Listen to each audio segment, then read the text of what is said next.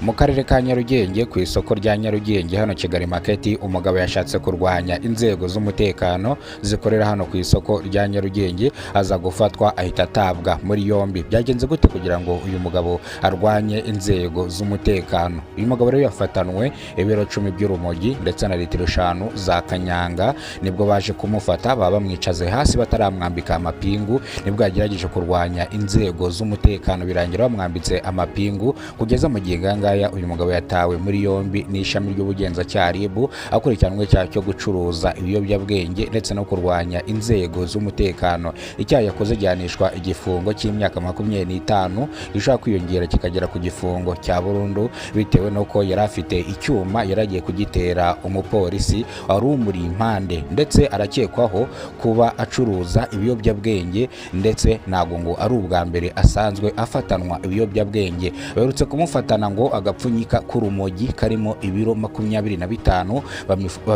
babimufatana ageze Nyabugogo, aho yari arimo ava ntago yigize ahavuga, ariko yaragiye muri gereza arafungurwa arongera aragaruka, none yongeye gufatanwa ibiyobyabwenge ndetse na kanyanga. Nibwo uyu musore bamubajije aho bino biyobyabwenge abikura, yanga kuhavuga. Bamubaza naho yari abijyanye, yanga kuhavuga. Nibwo rero yatawe muri yombi n'ishami ry'ubugenzacyaha RIB akurikiranwe icyaha cyo kuba yari afite ibiyobyabwenge ndetse agashaka no kurwanya inzego z'umutekano yitwaje intwaro ubwo yari afite icyuma. Hari ku itariki 9 z'ukwezi kwa 4 2026 nibwo uyu mugabo yaje gufatirwa hano ku isoko rya Nyarugenge hano Kigali Market, afite ibiro 5 by'urumogi ndetse na litiro 5 za kanyanga. Nibwo rero bamwicaje hasi bataramwambika amapingu, agerageza kurwanya inzego z'umutekano, birangira rero bamwambitse amapingu bamujyanye kumufunga akurikiranweho icyaha cyo kuba yashatse kurwanya inzego z'umutekano, dore ko ngo uyu munyago yari anafite icyuma. Bamwita Diogene,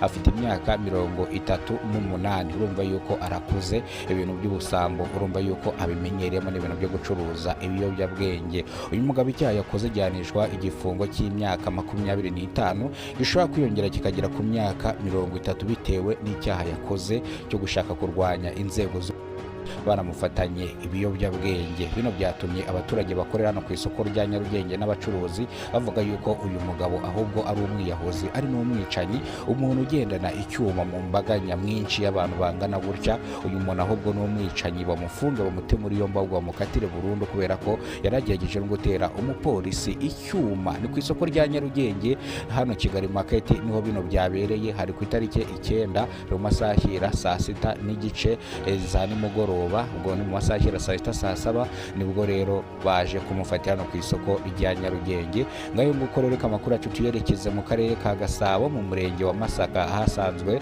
umugore uri mu kigero cy'imyaka 30 yitabye Imana.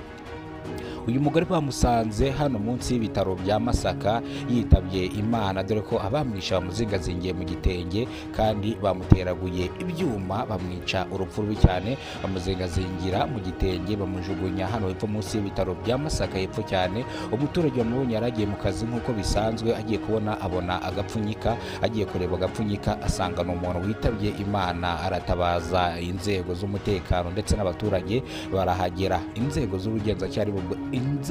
z'ubugenzacyaha RIB ziri gukora iperereza ku rupfu rw'uno mugore w'imyaka 30 yitwa Mukayiranga. Niko ku byangombwa bye, ndavuga indangamuntu yanditseho Mukayiranga. Ni mu gihe rero uyu mugore abaturage bavuze yuko yari umuzunguza, yari asanzwe azunguza inyanya, karoti ndetse n'utundi tuntu dutandukanye, yacuruzaga agataro.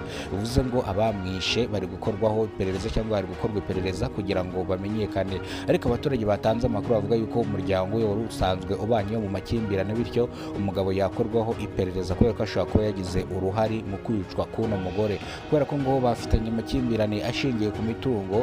Umugabo yashatse kugurisha inzu ihagaze miliyoni 10 ituye hano mu karere ka Gasabo n'ubundi mu cyaro hirya iyo ngiyo, ariko umugore arabyanga, yanga ko bagurisha iyi nzu. Bivuze ngo rero ubugenzacyaha RIB bukora iperereza no ku mugabo we, ataba ari we wakoze bino, ataba ari we wishe umugore kugira ngo abone uburyo ki agurisha inzu.